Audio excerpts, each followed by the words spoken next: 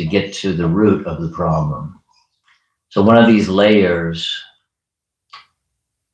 is negative emotions that Krishna describes in the 4th chapter in Bhagavad Gita, Vita Raga Bhaya Krodha, that someone who is Manmana Mam Upashraya, someone who could take shelter of Krishna, is freed from attachment, fear, and anger, which are the 3, you say, primary negative emotions that Krishna distills it down into. I mean, there's a lot of negative emotions, but Krishna synthesizes it down to these 3 principal: attachment, fear, and anger. And I've been on a news fast for the last couple months, and if you want to get a good dose of anger, just turn on the news. Pretty much that's all that's out there. There's just a lot of, I mean, it's just a cliche now, depolarization. You know, it's like it's been going on for forever, but it's especially amplified right now. So if you want to de-stress your life, go on a news fast. That's very, very practical. So the subject of anger in Bhagavad Gita, there's about 6 real prominent verses that discuss what the source of anger is, why it's a problem, and we'll explore that a little bit. In the beginning of, or not in the beginning, in the 2nd chapter of Bhagavad Gita, Krishna describes a whole sequence of events that produce anger. And the first is, it begins with the mind, contemplating the objects of the senses. One develops attachment. And that's within the mind. You know, you're thinking within the mind, attachment is within the mind. And then when that attachment intensifies, it becomes kama, which we typically translate as lust, but it just means an intense desire. Like sometimes you could say someone has a lust for power, a lust for money. It's not merely sexual, you know, lust. So just an intense material desire. So it was the whole psychology of advertising now with all the, you know, banner ads and everything. You'll get people, you know, whatever you've searched for, it continually feeds into your, whatever you call it, it's your part of your feed is, you know, the products that you've been looking at, because the more you think about something, the more attached you become to it. So to, you know, in the ultimate issue, our solution to the problem is to contemplate Krishna, to think of Krishna. Krishna says, Man mana bhava bhakto, always think of me. So that's but to get to that point, you know, in the 12th chapter in Bhagavad Gita, Krishna describes the different sort of levels, different tiers of spiritual practitioners. And he describes that the first, you know, the highest level is just to be always absorbed in thinking of Krishna. And he said, if you can't do that, then practice the regulations of Bhakti Yoga. And that way you'll develop a desire to attain me, this desire. We were speaking, I can't remember what it was, maybe Mantra Oasis, that program. The dividing line between the spiritual and the material world is desire. And Rupa Goswami describes that the only price that we can pay to obtain Krishna consciousness is an intense desire, lobha. He says greed. It has to be really our primary focus in life. If we really want something seriously, you really have to focus. And Krishna describes also in the 2nd chapter that those who are on this path are resolute in purpose and their aim is one. It really requires a discipline in the mind and in the intellect, a focus. I mean, Krishna's very merciful, and any service that we render he says that goes to your eternal credit, and it'll benefit you in the next life if we don't become completely dedicated in this life. But why go around, another, we have to go to this, we have to come to the same point of determination and focus at some point. So why not this life? Why wait for another? Why go through another cycle of birth and death? So, but in this process, there's stumbling blocks, there are obstacles, and these negative emotions, as again Krishna says, vita, raga, bhaya, krodha, attachment, fear, and anger. Being freed from those, then we can take shelter of Krishna. But there's like a blockage in the heart when we have these negative emotions. It really impacts on many different levels. On a physiological level, there's actually a description about how when we don't properly process anger, and you repress anger, it creates chronic mental tension, irritability, frustration. Actually says like your mind becomes compressed. There's pressure, because when you're trying to contain that energy, that it's born of passion. In the 3rd chapter in Bhagavad Gita, Krishna describes that the pure love that we have for Krishna innately, inherently, in contact with the mode of passion, it becomes transformed into kama, or lust. And then when that lust is unfulfilled, we become angry, become frustrated. Or if it is fulfilled, we want more. So that it becomes greed.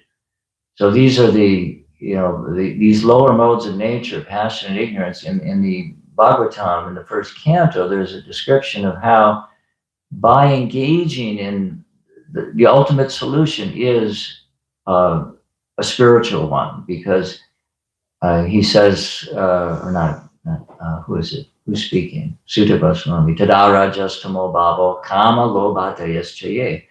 When you're established in irrevocable, fixed devotional service, the effects of nature's modes of passion and ignorance, such as lust, desire, hankering, they disappear from the heart.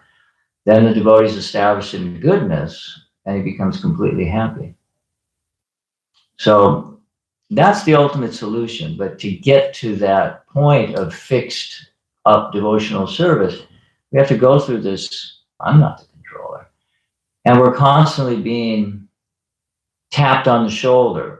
We make some progress and we become a little maybe overconfident in our spiritual status.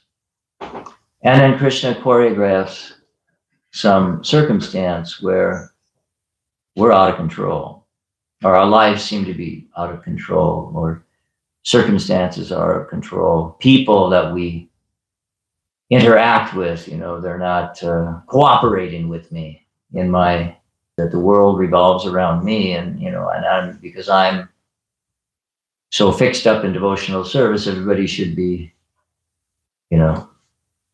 catering to my important service, so let's see here. I have a bunch of notes here from some summaries. Let's see. So yeah, we were talking about just the physical and mental effects of suppressing anger, with not processing anger in a healthy way. Anger's not necessarily bad. It's just most of the time it's generated from the false ego. And if we sort of preface, or if we process, okay, why am I angry? Is there some situation where I'm, did I have some desire for respect, especially, and so if we repress anger, it can cause increased anxiety, worry, hypervigilance, racing thoughts, And you can become depressed.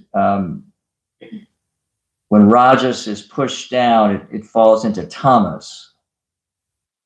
So you can, and this whole thing of being emotionally numb, that's a symptom of the tamagun, where and this sometimes devotees, and this is a problem like with the great austere yogis. They often have anger issues. Ever, like Durvas Muni. He was a great yogi, but because of that austerity, there was some pride.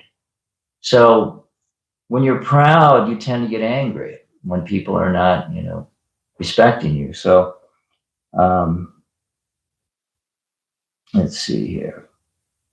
Now, instead of directing anger outward, the mind may turn that anger against your own self. And that can manifest as excessive self-blame, perfectionism, harsh self-judgment.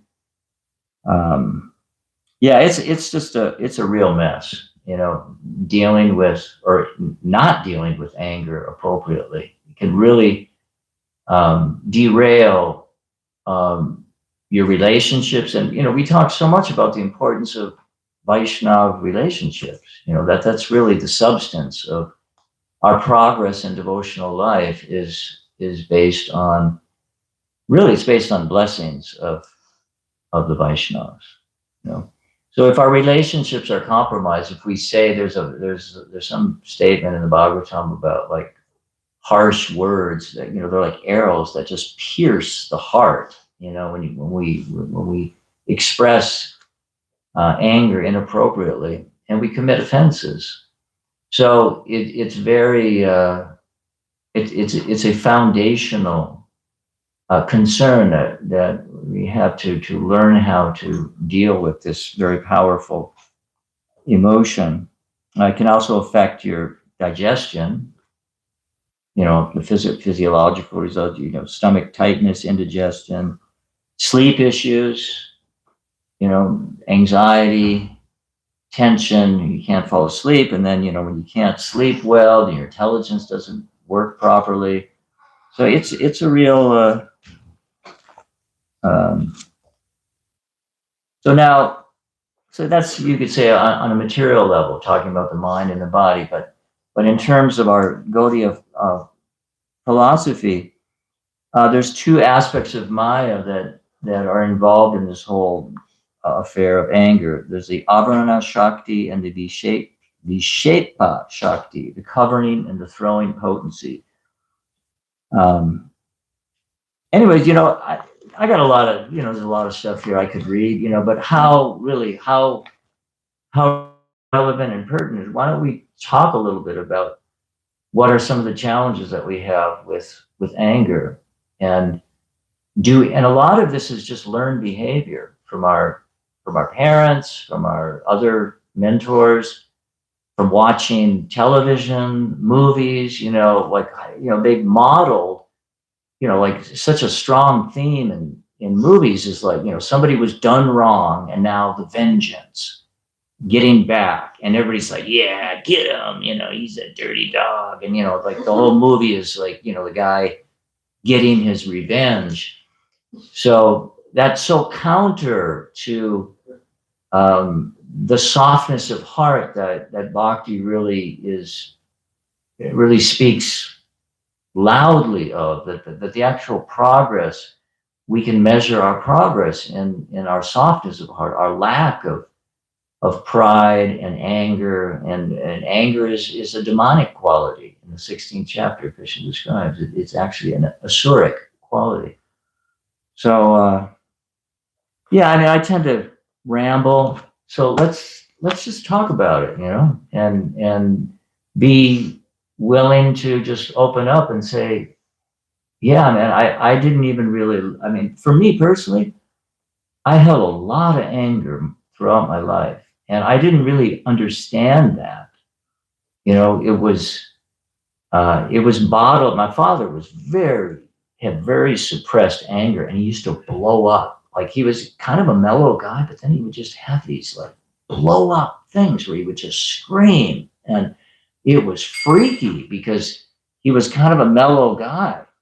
And then it was like Dr. Jekyll and Mr. Hyde, you know, he became like this monster, scream. I mean, he didn't get too violent, but it was so uncharacteristic. But that the idea of like when you just suppress anger, you bottle it up, and we could be thinking that, okay, um, um, you know, Vaishnav culture is, you know, be very respectful, this and that, you know, but you could be bottling up a lot of anger and resentment, and it's just like bubbling, brewing, and externally we can be like, Jai Prabhu, but inside you're like, oh, that guy drives me nuts, you know, like, oh, listen to that guy give a class, man, he don't know what he's talking about, he's so puffed up, and, you know, like, we got this whole thing going on internally. And then externally, it's like it's not having an integrated life. Our external life is not matching our internal consciousness.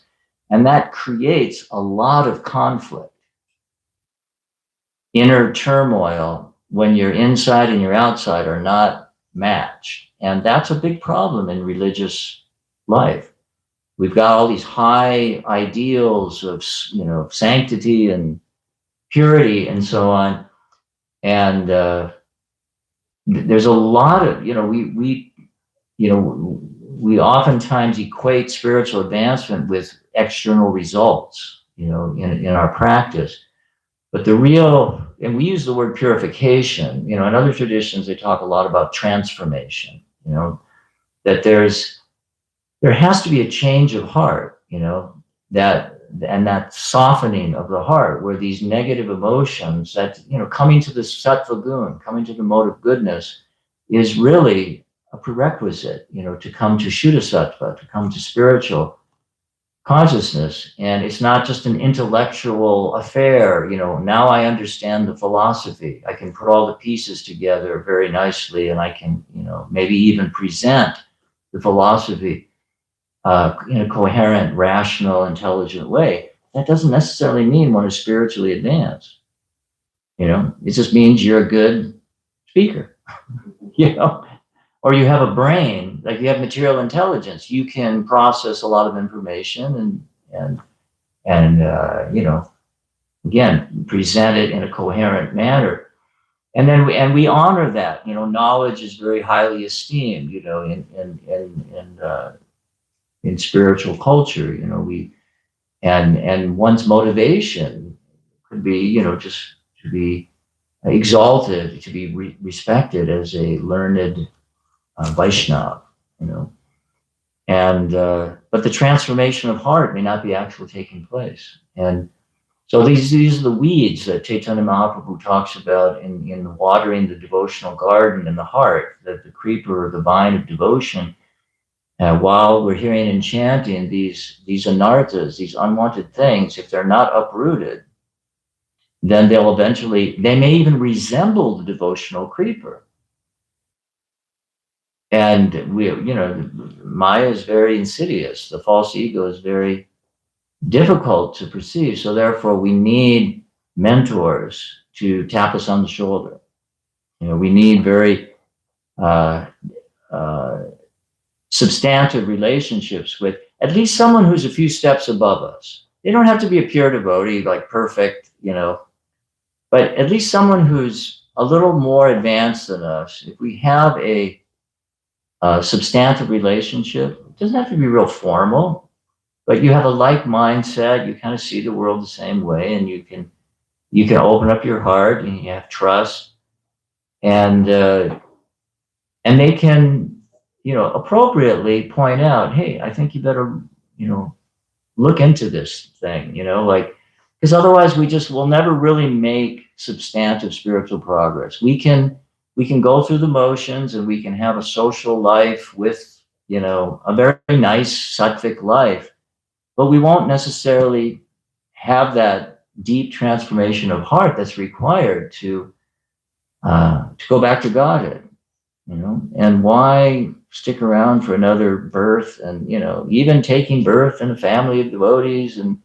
but it's a painful affair. Even Prahlad Maharaj, you know, pure devotee, you know, he had his father trying to kill him, and going through so many, even if you're a pure devotee, it's a tough gig being in the material world. So Burijan Prabhu, he was on a morning walk with Prabhupada, and he was sort of falsely presenting himself as like, oh, Prabhupada, I don't even care about going back to God, and I just want to serve you. And Prabhupada stopped, and he took his cane and he pointed it right at his chest, and he said, don't make me come back for you.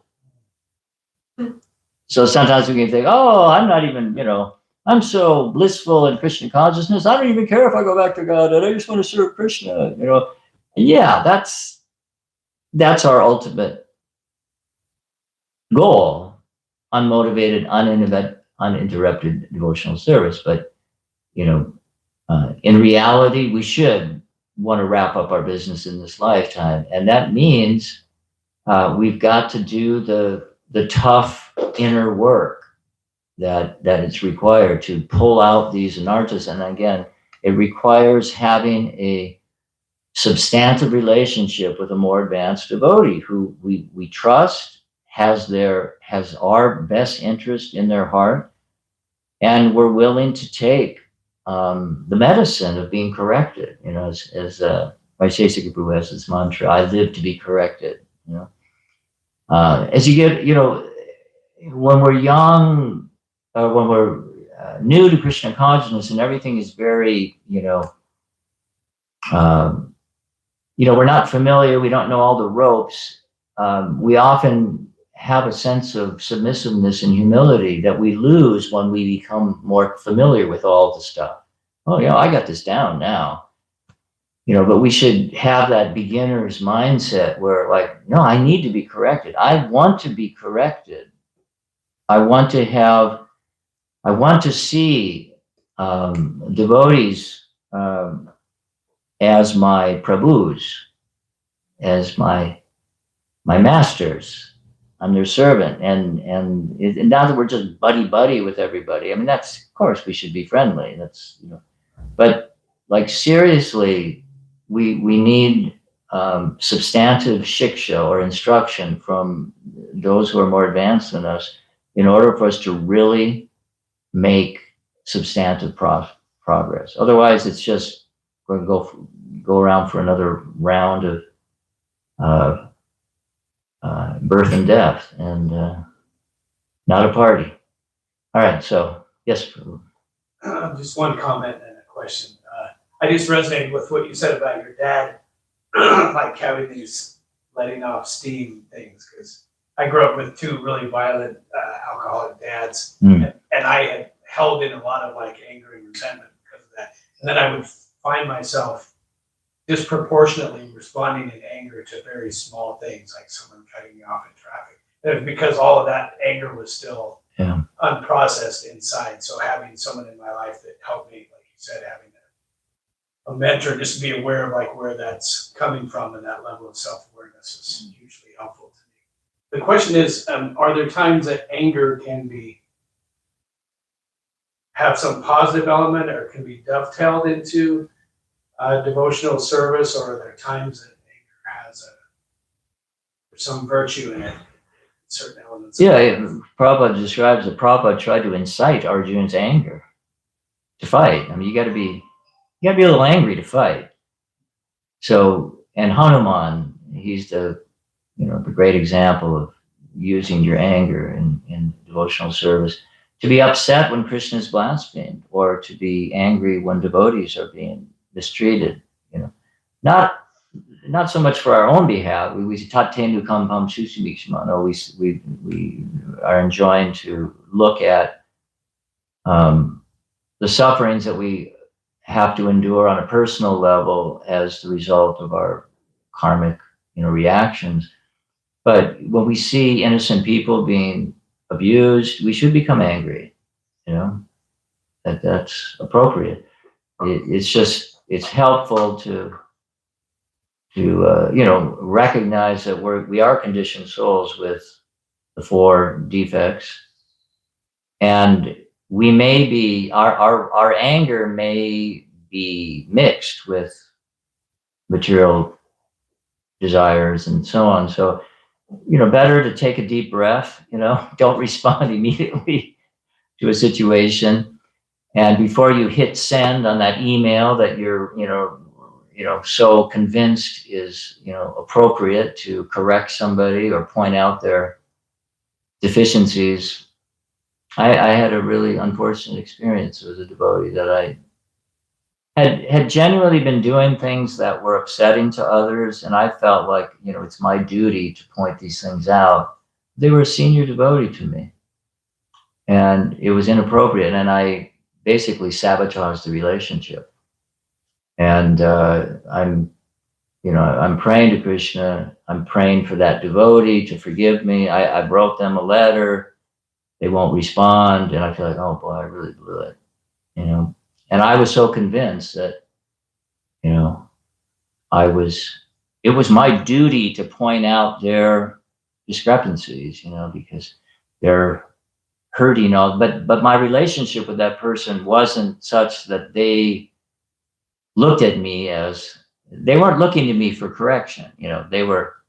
We had a cordial relationship, but it was not one where they were seeking unsolicited advice.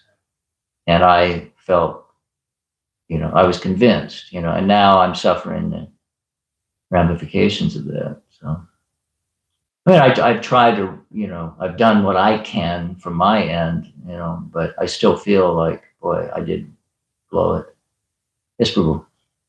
One comment and one question also. Thank you. Really nice. Really, that's a verse that we don't hear so much. I mean, there are so many verses in Bhagavad Gita with this attachment, fear, and anger. This is such a powerful, destroyer for our path of bhakti, and that they all go together, And so, my comment is that I'll start my question. The question is that what I find the struggle is that sometimes we have there's senses, and then there's this concept where it's like we shouldn't contemplate the objects of the senses. But on the other side of things, I get in this kind of anxiety where it's like, I know I don't want to contemplate the objects of the senses, but I also, my go-to mindset is I'm going to figure this out. I know I'm going to figure out why this is happening. I'm going to fix it, and I'm going to go into, trying to break this thing down and, use my knowledge to nullify it and to detach myself from it. But in essence, by doing that, I'm contemplating the objects of the senses. So it's like, are we supposed to, solve the problem? Because sometimes it seems like solving the problem, if I have to analyze my anger, or my frustration. Frustration is I'm attached to the sense object. And so now I'm going to ask why I'm attached to the sense object. And what I end up getting from that is I'm contemplating the objects of the senses. So how do we, what's the balance here? Well, I'm thinking of the Beatitudes, blessed are the poor in spirit, this idea of self-reliance, and I'm going to figure things out, it's not the mindset, of a devotee is that I'm very weak, I'm very fallen, and I need Krishna's mercy. And there's a lot that I'm not going to be able to figure out. And I have to have the conviction that Krishna is in charge of my life and that he will sort it out. It's not my job to figure everything out. My job is to develop my love for Krishna, and part of that, a big component, if not the most important, is that confidence, that trust in Krishna. That, the Christian mystics, they often speak of, the mystery of God. And, we have I would say it's sort of like a company culture. We got the answers to everything. We've got the greatest philosophy. We got an answer for everything. And there's a lot of philosophy, and maybe we have theoretical answers to a lot of things. But Prabhupada said, don't try to know Krishna, try to love Krishna. How much can we know? How much can we figure out? We are so tiny. I mean, it's absolutely comical to think that we're going to be able to figure out things. If you just look at just the size, I was chanting japa the other week or two ago, and I was just thinking, just the relative size, just in relationship to this one city, let alone the whole planet. We are so tiny. It's comical to think that, we can, and Maya is so powerful. You've got Lord Brahma, the most intelligent, you talk about with my intelligence, with my knowledge, I'm going to figure everything out. Lord Brahma can't do that. When he stole the cowherd boys and calves, he was completely bamboozled, by Krishna's potency. So the material world is a powerful place. The material energy is very, very powerful. And, I always just think when Prabhupada was asked, how does he pray to the deities? And he said, I'm praying that I won't fall down. The devotee was a little perplexed. I thought a pure devotee never falls down. And Prabhupada said, how do you think they don't fall down? Because they're always praying to Krishna, help me to not fall down. That's why they never fall down, because they're completely dependent on Krishna's mercy. So this self-reliance, I'm going to figure everything. That's why, knowledge, it's a real trap we can fall into,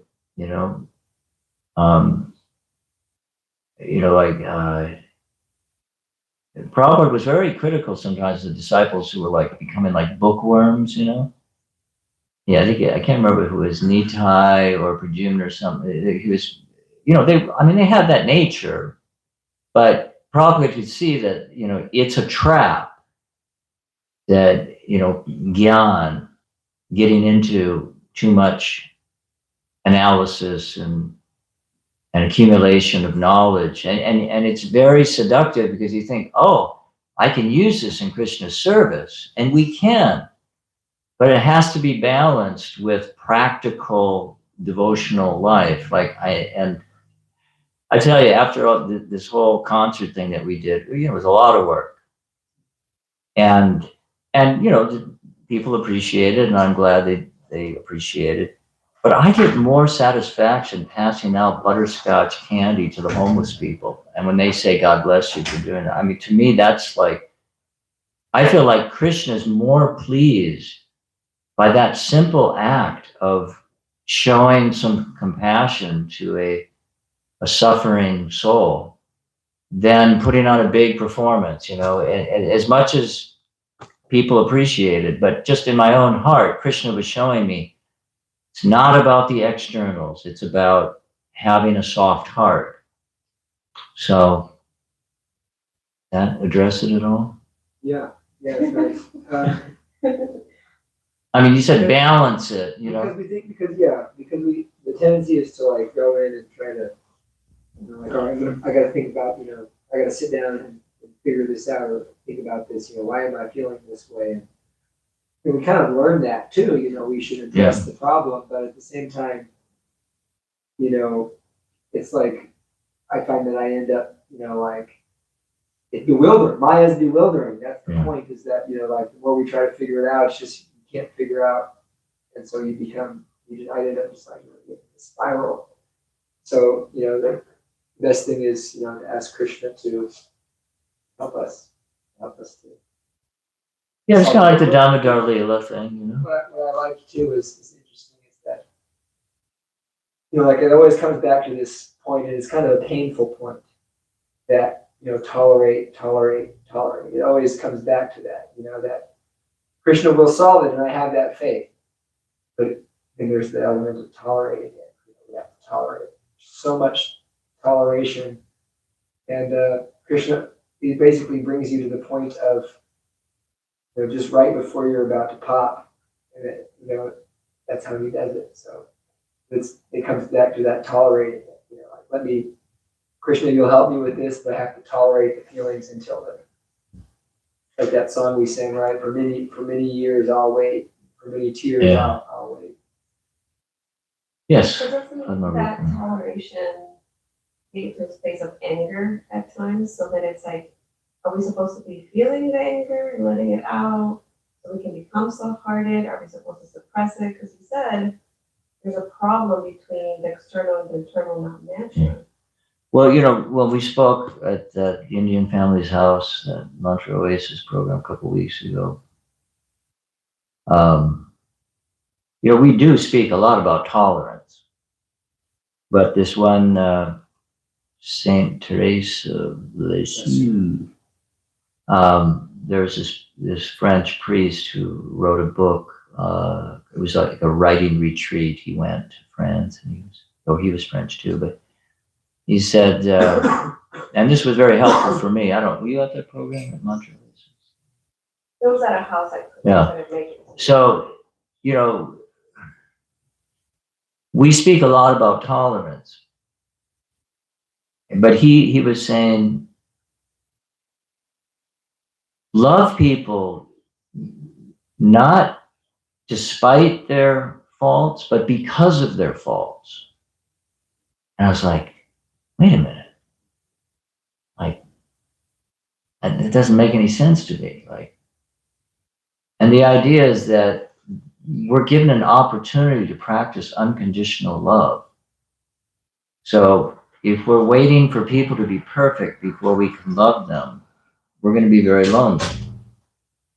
So the idea of tolerance, I think we need to change our perspective on, because we have to tolerate the weather. But what's the biggest tolerance? It's the tolerating other living entities, Trinata Pisunichina is mostly about our relationships with other living beings, being humble like a blade of grass, tolerant like a tree, respectful, it's not so much about the weather and tolerate, which we do have to tolerate. But in terms of other people, we're not really, yes, we have to tolerate, but we have to love people despite their shortcomings. And I think that's a more mature level of spiritual life, is when we are not simply tolerating other people, but we're loving them because of their shortcomings, because it gives me an opportunity to practice unconditional love. Thank you for being who you are. And it sounds a little, maybe, what do you call it? Cheesy or something, like when they say, embrace our diversity, and but it's true. Everybody's a unique individual, and we all have a certain set of conditionings that very few people line up with us exactly. Probably no one lines up with us exactly in terms of what our likes and dislikes are. And if you find a partner who maybe lines up with at least, I don't know, 50% of your likes and dislikes, you're doing pretty good. So I don't know, that's one perspective. Does anyone else have a perspective? Maybe Tamahari, or Chris is a very thoughtful person. But should we, what you were saying, where's the balance between we don't want to suppress our anger, but we're being asked to tolerate. Any thoughts? Yes. Sure. I was helping to facilitate what was called a time bank in Tucson for a few years. And the basic concept of the time bank is trading favors or work for other people. So there's a club, it's like a club of people who have gotten together and made these agreements. So all the trading is done in terms of time. So it depends how long it takes you. So if someone wants a babysitter for 3 hours, then that person will come in and do the job, and they get 3 hours credit in the time bank in this group. And then if somebody else wants some school tutoring, and and it takes an hour, then they get an hour's credit for tutoring, for someone tutoring them, like the tutor gets the credit. So the point is, it doesn't matter what job you do, the time is worth the same for any kind of work that people are willing to do. And so this is an analogy to the tolerance thing. So we may not agree with somebody's values exactly, or think that they're very good at doing something, maybe, or something like that. And so, but if we agree in a society to tolerate each other, then it just means you're saying, yes, it's okay, you're the way you are. And I may not appreciate it exactly, I might be bugged by it, but I'm going to abstain from judgment. I'm just going to let you be that way. I might say something too. I might say, I wish you were more kind or something. And that would give them an idea, but I'm not saying you have to be more kind or I'm going to hate you. No. So to me, the tolerance thing is about your relations, your external relationships with other people.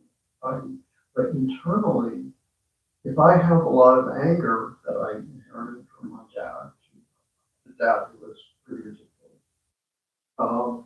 and I learned that from him when I was a kid. I learned that was okay to be like that. It had its uses. You could get people to do things if you got angry at them. But in my adult life, I've decided that's not a good idea. I don't want to be like that. Oh, so that's my responsibility. If someone out there is tolerating that about me, I should be really grateful that they're letting me be that way because I can't help it. They're still going to be friends with me. But if I want to change it, it's my responsibility. So what I can do is go find a friend and work with them one-on-one. So I'm not spreading that anger all over the whole community.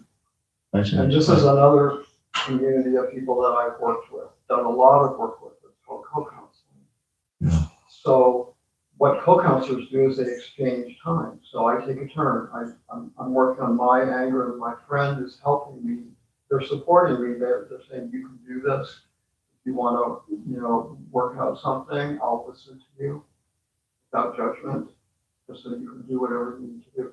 And then, like after half an hour, we'll trade places, and then I'll be the listener, and then they get to work out whatever emotional things. Thank you. Yeah. That Pastor Rick Warren from Saddleback Church, very successful church it's based in California, but it's spread to many different campuses.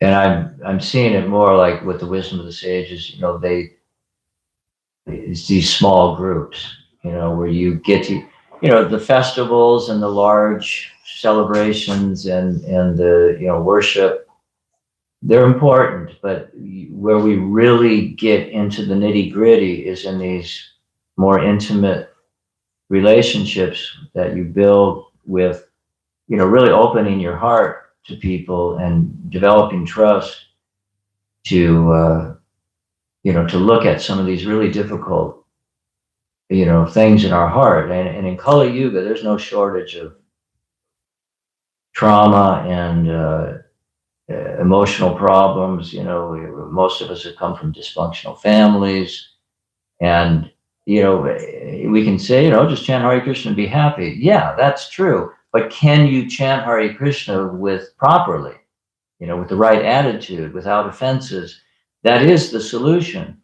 And sometimes, we really need to deal with a lot of baggage, and we can't just, one way that people deal with trauma and repressed anger is just become workaholics. Like, I don't want to deal with it. I'm just going to work hard and just, it's just a way of coping, and it may kind of seem to be working for a while, but eventually, you just become a bitter old guy, if we don't, or old lady, you know, a cat lady, you know, like the only people that you want to hang out with cats, you know. I mean, all glories to cats, but you know. I get it, I get it. Yeah. Do you have a cat? I do. Oh, sorry. One cat. The whole household.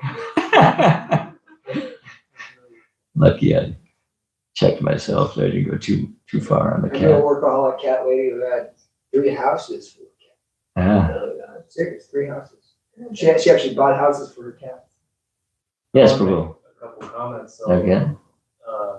even Lord Brahma got angry when his sons, the 4 Kumaras, were from like Prajapatis and populated the universe. Shiva. Lord Shiva came from this.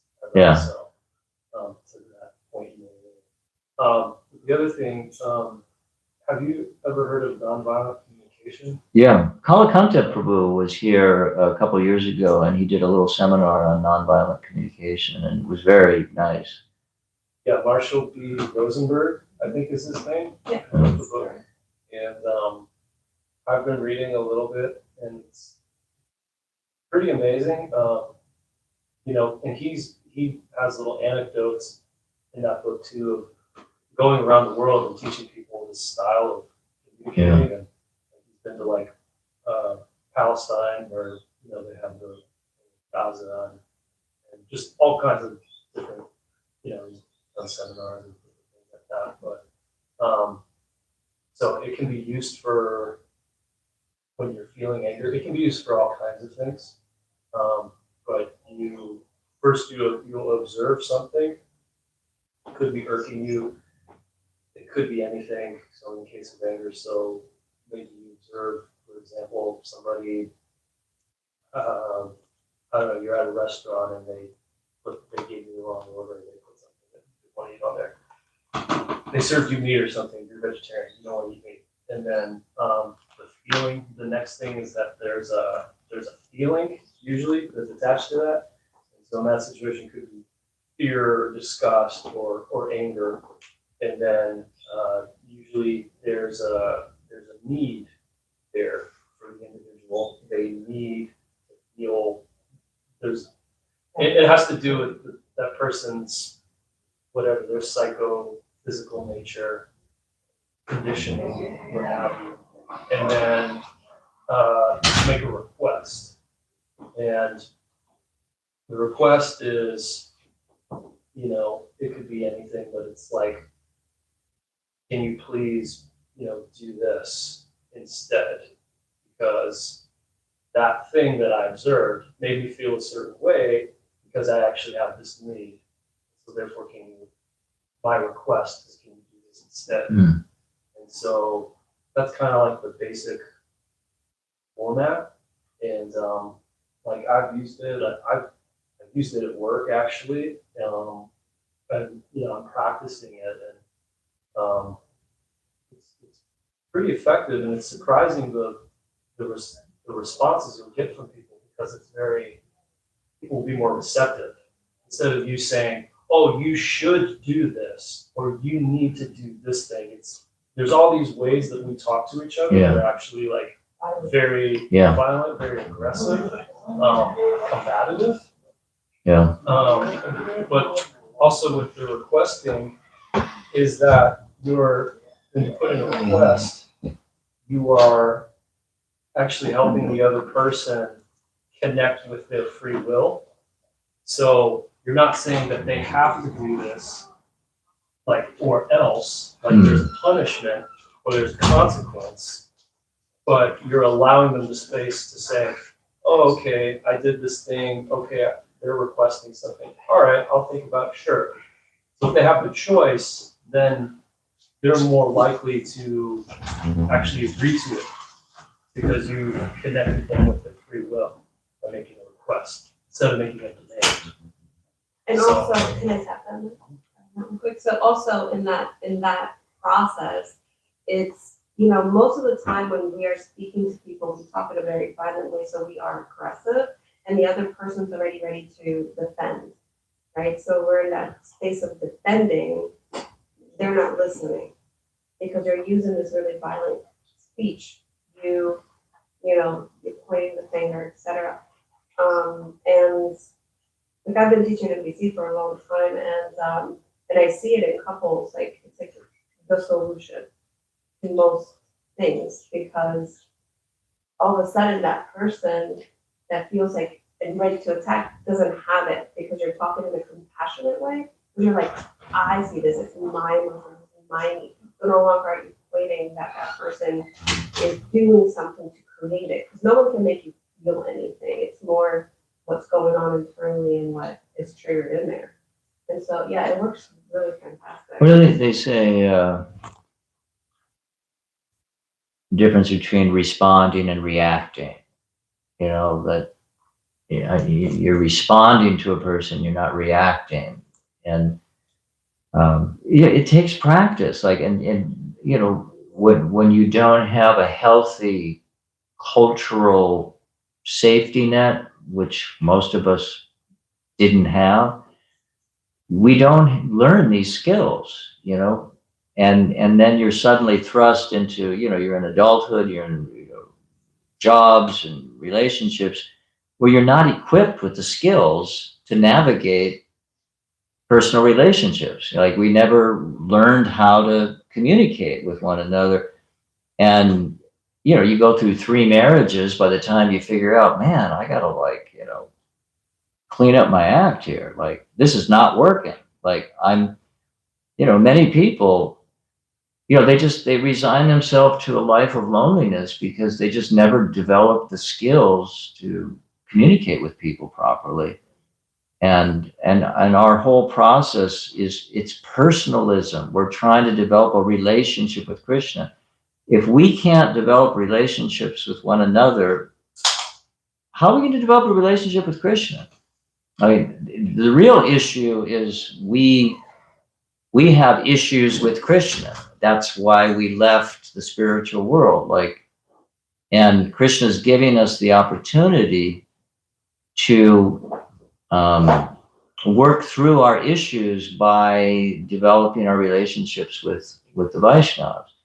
And Krishna speaks again and again and again how he is more concerned with our service to other devotees than direct service to him. You know, that's pretty much the essence of Gaudiya Vaishnavism is Gopi Bhartu Parakamalayar Dasa Dasana Das. Lord Chaitanya said, you know, I'm the servant of the servant of the servant. So if we really want to develop our relationship with Krishna, then we have to do what's most pleasing to Krishna, and that is developing our relationships with other devotees and other living entities. I mean, everybody's, you know, but what did I say? I used the word unripe devotees. And rather than non-devotees, they're just unripe devotees. You know, like you got a unripe mango and a ripe mango, they're both mangoes. So even, I mean, to me, I mean, I'm not going to say it's wrong to use that terminology because it's there in the Shastra and Prabhupada said that. But for me personally, I don't like using the term non-devotees. To me, it kind of makes it like, it puts me in like this, I'm in a superior position. I'm a devotee and you're a non-devotee. You know, it's just me. I'm not saying again that, you know, people should not use that language. But for me, it's just helpful to be more respectful to people, to say, you're a devotee. You're just, you know, you just haven't realized it yet. Let me treat you with as much, you know, I have to be, you know, Lord Chaitanya said, you know, you have to respect everybody. So if we think we're in a superior position, then how are you going to be respectful? Like, what's his name? Thoreau. He said, in my morning walks, every man I meet is my superior in some way. Therefore, I learn from everyone who I meet. Maybe it was Emerson, one of the two. So, you know, is that how we're looking at people? Or are we looking at people as like, you know, you're just a dirty, karmi, you know, fallen, sinful person, and I'm going to be merciful